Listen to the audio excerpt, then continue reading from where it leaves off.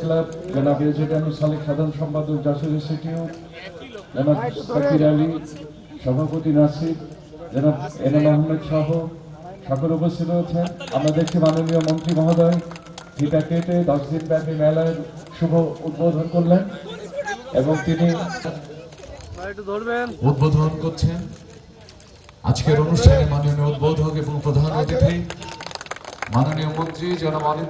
আসলে যশোরের বিসিকের যে সুনাম রয়েছে এটা কিন্তু আমার ধারণা খুলনা বিভাগে কুষ্টিয়া ছাড়া অন্য কোনো বিসিকের সেই সুনামটি নেই। এখানে অনেক বড় বড় প্রতিষ্ঠান রয়েছে, কিন্তু আপনারা নিজেরা জানেন অর্থনীতির মূল চালিকা শক্তি হচ্ছে কিন্তু ক্ষুদ্র উদ্যোক্তা। যত বেশি ক্ষুদ্র উদ্যোক্তা তৈরি করতে পারবো আমরা, তত অর্থনীতি গতিশীল হবে।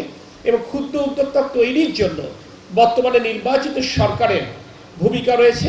বিশেষ করে যুব বিষয়ক মন্ত্রণালয়, মহিলা বিষয়ক মন্ত্রণালয় এই ক্ষুদ্র উদ্যোক্তা তৈরির জন্য যথাযথ প্রশিক্ষণ এবং বিশেষ একটা আমি বলবো স্পেশাল ফান্ড অ্যারেঞ্জ করা হয়েছে, যেখানে বিনা সুদে এই সমস্ত ক্ষুদ্র উদ্যোক্তাদেরকে আমরা তাদের উদ্যোক্তা তৈরি করবার জন্য প্রাথমিক যে পুঁজি তার একটি সরবরাহ করতে সমর্থ হয়। এর মূল উদ্দেশ্য হচ্ছে ক্ষুদ্র ক্ষুদ্র উদ্যোক্তা তৈরি হবে এবং তার মাধ্যমে নতুন কর্মসংস্থান তৈরি হবে এবং তার মাধ্যমে অর্থনীতির গতি বৃদ্ধি পাবে। এটি হচ্ছে আমাদের মূল লক্ষ্য। আমি মনে করি এই সব দিক মিলে সরকার এবং বেসরকারি খাত যদি হাতে হাত ধরে এগিয়ে যেতে পারে, তাহলে আমি মনে করি বাংলাদেশ এগিয়ে যাবে। এক্ষেত্রে আমি যশোরের উদ্যোক্তাদের একটি কথা বলবো। আপনারা জানেন আমরা নিরাপদ জ্বালানি নীতি আমরা গ্রহণ করেছি। শুধুমাত্র বিদ্যুৎ উৎপাদন করলে হবে না, বিদ্যুৎ কোন সোর্স থেকে আমরা উৎপাদন করছি, অর্থাৎ প্রাথমিক জ্বালানিটি কি, এটি বর্তমান বিশ্বে গুরুত্বপূর্ণ ব্যাপার।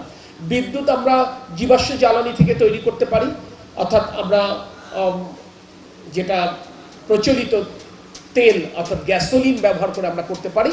আবার আমরা গ্যাস থেকে তৈরি করতে পারি, আমরা কয়লা থেকে তৈরি করতে পারি। রিনিউয়েবল এনার্জি যেটা বলে সেটা হচ্ছে অর্থাৎ বায়ু কিংবা পানি কিংবা অন্য সূর্য তাপ, এগুলো থেকে তৈরি করা যায়। সব কিছু মিলে আমাদের বৈশ্বিক যে সংকট মধ্যপ্রাচ্যে আমরা কিছুদিন পূর্বে আমরা প্রত্যক্ষ করেছি, তাতে করে আমরা এটুকু উপলব্ধি করেছি যে আমরা যদি এই জ্বালানি খাতে আমরা যদি নিরাপদ করতে চাই, তাহলে আমাদের জ্বালানি খাতে বৈচিত্র্য আনতে হবে এবং সেই বৈচিত্র্য আনবার জন্য বর্তমানে নির্বাচিত সরকার রিনিউয়েবল এনার্জির খাতে মনোনিবেশ করেছে। আপনারা জানেন সোলার পাওয়ার প্যানেল স্থাপন করবার জন্য বর্তমান বাজেটে আমরা বিশেষ সুবিধা দিয়েছি, অর্থাৎ শুল্ক মুক্ত সুবিধা প্রদান করা হয়েছে যাতে করে উদ্যোক্তারা তৈরি হতে পারেন। এখানে শুধুমাত্র সরকারি স্থাপনার ছাদে আমরা রুফটপ সোলার বসাবো, ব্যাপারটা শুধু এরকম নয়, বেসরকারি খাতও এগিয়ে আসতে পারে। আমি বিসিক উদ্যোক্তাদের বলবো, আপনারা কয়েকজন উদ্যোক্তা যৌথভাবে যশোর বিসিকের আপনারা এরকম একটি রিনিউয়েবল এনার্জি থেকে বিদ্যুৎ উৎপাদন একটি উদ্যোগ গ্রহণ করতে পারেন। এ ব্যাপারে সরকারের তরফ থেকে নীতি সহায়তা যেটুকু দেবার সুযোগ আছে আমরা ইনশাল্লাহ আপনাদেরকে দিব। এবং পাশে আমাদের একটি প্ল্যান ছিল ওয়েস্ট টু এনার্জি অর্থাৎ বর্জ্য থেকে বিদ্যুৎ উৎপাদনের, সেইটি যে কোনো কারণে হোক আলোর মুখ দেখেনি। আমরা স্থানীয় সরকার প্রকৌশল অধিদপ্তরের সাথে কথা বলছি যাতে করে আবারও আমরা এই প্রজেক্টটাকে আবার চালু করতে সমর্থ হই। সব কিছু মিলে আমি যে কথা বললাম, যদি সরকার এবং বেসরকারি খাত হাতে হাত ধরে এগিয়ে যেতে পারি, তাহলে ইনশাল্লাহ দেখবেন আগামী 5 বছর পরেই এই বাংলাদেশের চেহারা ইনশাল্লাহ পাল্টে যাবে। ত্রয়োদশ জাতীয় সংসদ নির্বাচনের পূর্বে যখন আমি বিসিক শিল্পনগরীতে গিয়েছিলাম, এখানে উপস্থিত অনেক উদ্যোক্তা তাদের প্রতিষ্ঠানে আমাকে নিয়ে গিয়েছিল। সেখানকার উদ্যোক্তাদের সাথে যেমন কথা হয়েছে, কর্মীদের সাথে ঠিক তেমন কথা হয়েছে। সেখানে আমরা দেখেছি এখানে বিসিকের ঊর্ধ্বতন কর্মকর্তারা রয়েছেন।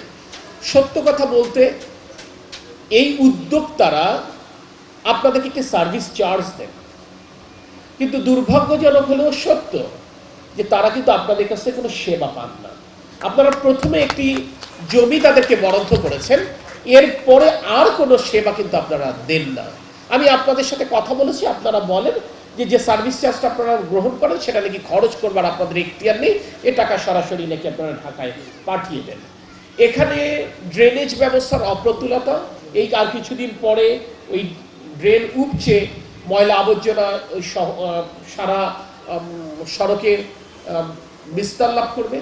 সড়কের একটা নাজুক অবস্থা, ওখানে ম্যাক্সিমাম সময় আলো জ্বলে না এবং একটা নিরাপত্তা ঝুঁকির মধ্যে ওখানে কর্মীরা, বিশেষ করে নারী কর্মীরা কাজ করেন। এক্ষেত্রে আমাদের একটা অঙ্গীকার ছিল, বিশেষ করে আমার অঙ্গীকার ছিল, যদি আমি নির্বাচিত হয়ে আসতে পারি তাহলে অন্তত এই এলাকার উন্নয়নে আমি কাজ করতে চাই। বিসিকের প্রতি বছরই আমরা দেখতাম যে অগ্নিকাণ্ডে বেশ কিছু প্রতিষ্ঠান ক্ষতিগ্রস্ত হয়, অনেক টাকার ক্ষতিগ্রস্ত হয়। আজকের অনুষ্ঠানে মাননীয় প্রধান অতিথি গণপ্রজাতন্ত্রী বাংলাদেশ সরকারের আমাদের সকল আশা আকাঙ্ক্ষা আমাদের অবস্থা আমাদের